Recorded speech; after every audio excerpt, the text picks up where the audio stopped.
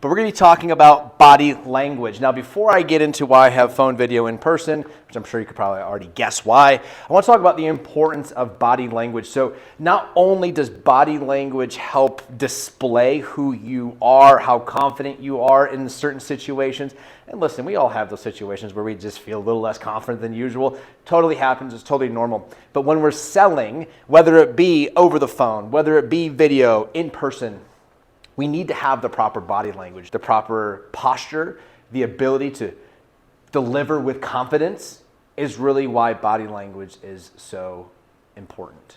Now, before we get into why body language affects or how it affects these three different type of mechanisms of phone, video, and in person, let's talk about some positive body language that you should be using in sales. So we will do positive, and then on this side, we're also going to be addressing the negative. So if you catch yourself doing some of the negatives, well, you know what to work on. If you catch yourself consistently doing some of the positives, well, good job, keep it up. So let's take a look at what some positive body language is.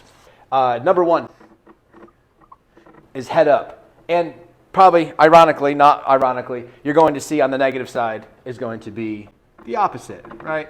So let's talk about our head posture really quick. Now, our head posture is extremely important because if I have my head up like this and I'm trying to talk, it's weird. Don't do that, right? But if I come up to you and I go, hey, Derek Stupsky, nice to meet you, and you go, yeah, it's nice to meet you. What does that tell me about you? You lack a lot of confidence. And in sales, confidence is the number one thing that people are going to be like looking at immediately. Not cockiness, confidence. Do I carry myself well? Am I in the presence of an expert? So head up, or to say head neutral, just chin up a little bit. You're going to be in a really good spot. Your delivery of words is going to be better. If I was doing all these videos with my head down like this, it'd be very hard to like really understand and be sold into what I'm trying to do. And if you notice, like the rest of my body language just kind of follows in terms of being Eeyore. It's okay. I'll learn to live without. And we don't want to do that. So head up, chin up, helps with that delivery, helps with that confidence. And on the other side, obviously head down, we just addressed that. Okay, number two, we're working from head, shoulders, knees, and toes. Just kidding, we're not going to do the full song, but hopefully you laughed. So head up, we're going to move back to our shoulders. Biggest thing is shoulders. We have to have our shoulders back, which kind of has our chest come up a little bit with our chin up. And if I'm over the phone, if I'm selling on video, if I'm selling on person, I'm able to present myself pretty well, especially if I'm just on Zoom, because from here up is all I got to control, right? Shoulder blades back, shoulders back, head up a little bit, and be able to control myself. If I have rounded shoulders forward, well, how can I keep my head up? This is weird, right? So if my head goes forward, because my head is down and I'm not very confident, my shoulders naturally want to roll forward. So making sure head up, shoulders back. We're going to be speaking clearly. We're going to be speaking from our diaphragm, right? Not just from our mouth. And be able to really deliver where we need. Okay, so now we move to the hands. And be like Ricky Bobby, and I don't know what to do with my hands. Felt like I was on a spaceship. And I'm not sure what to do with my hands. Be good just to hold them down by your side. Yeah, great. Right, but animated hands. So when I'm saying animated, I'm not talking, old school infomercial Billy Mays where we're doing this, or if you guys want to have some political fun, like the Trump is constantly doing this, right? Everything else that was hacked recently, they didn't make a big deal out of that. Right, we're not looking to do this, but I'm looking to have just a little bit of extra communication with my hands. If you notice a lot of my videos, it's a point to the board and then come back to the camera like, you understand what I'm saying, right? And just making sure that we're having some animation, because if I stand like this the whole time. Well, the importance of body language. Get out of here. Boring. Nobody wants to see that. Or if I get really defensive and cross my arms and my head goes forward and my shoulders roll forward and I look like I'm not very confident.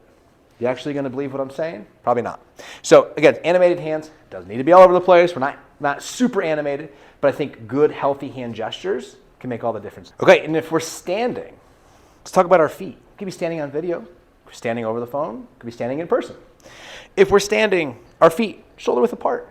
Really that simple, right? Toes got to be pointed forward, maybe slightly out. We don't want to have our feet too far in or too far wide, but toes forward, maybe slightly out. I think we're in a good spot.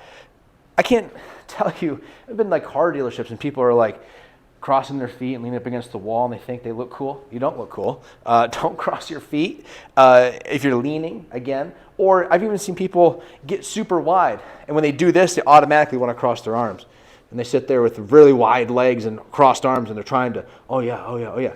Don't do that. Nobody likes that. It makes it awkward. Avoid that. So avoid crossing or leaning or being too wide. So making sure that our feet are shoulder width apart. Now, if we're talking about being seated, it's a little bit different, right? So if I'm seated in an office and someone is talking to me and I want to presume as if I am listening to them very intently, and I am in a chair, maybe like in a two-seater couch or something like that, I can cross my leg and make a figure 4, right, with my leg, and put my arm up and kind of lean back and, oh yeah, yeah, yeah, and really kind of take it in from there. Just make sure you know what you're doing.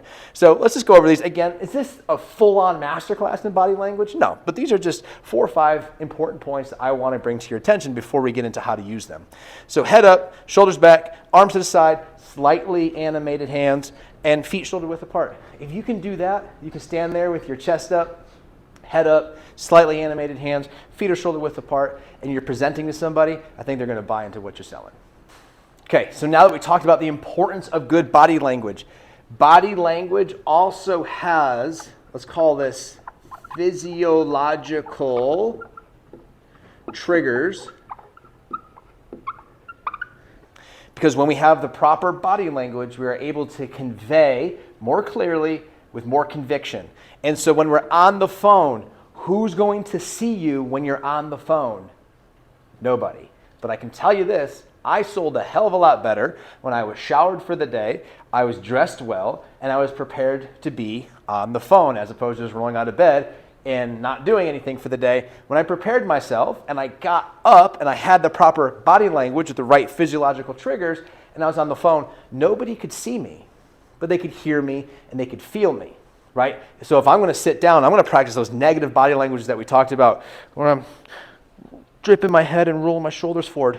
Yes, Mr. Prospect, I think that you should do it. No one's going to buy that. You can't tell me talking like this is going to make you confident. It's going to make the perception, at least, of you being confident.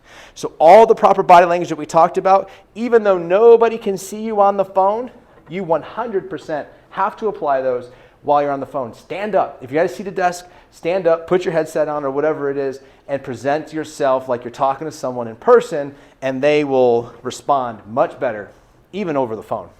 Video, we already touched on the importance of video. Most of the times in video, you got to be good from like here up, right, just below the chest and upwards, probably have a little space above your head, and make sure that your shoulders are back, your head is up, and you're able to present confidently. And if you're wearing sandals or gym shorts and a button down, I've done that before, it's perfectly fine. Nobody knows what's going on, right? But as long as we can present ourselves in a proper way through body language, our words will come through how we're presenting from our body. And then obviously we already talked about the in-person. Most of the time, becomes really weird and really awkward when we talk to people who are doing the lean and crossing the feet and kind of looking around and trying to act like they're an expert. Nobody's going to buy from them. But if I can be shoulder width apart, shoulder blades back, head up, be able to talk with some confidence, I think the chances of me closing are a lot higher than the guy who's looking like the weird guy at the nightclub trying to pick you up. So whatever it is, understand that our body language creates the physiological triggers that we need to be selling properly over the phone, video, or in person. Remember the positive and negatives that we just discussed, and I think you're going to go out and you're going to start crushing your calls.